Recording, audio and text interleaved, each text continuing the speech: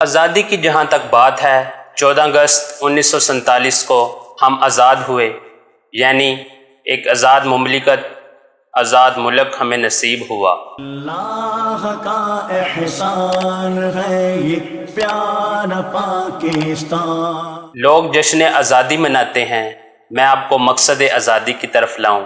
مقصد آزادی سمجھنے کی ضرورت ہے۔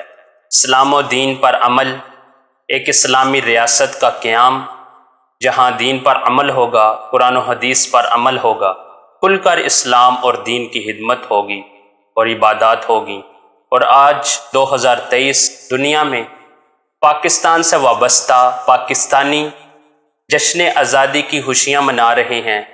مقصد آزادی کو یاد رکھیں۔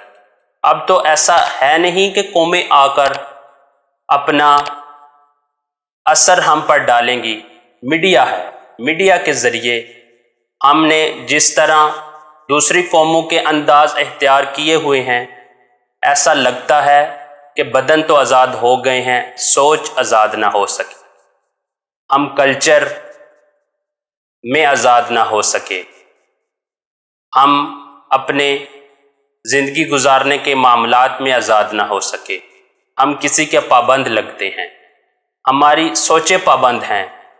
وطن آزادی کے اس موقع پر یہ بھی نیت کر لیں کہ مکمل آزاد ہو جائیں، اور ایسے آزاد ہو جائیں کہ اسلام و دین پر صحیح عمل کرنے والے بن جائیں۔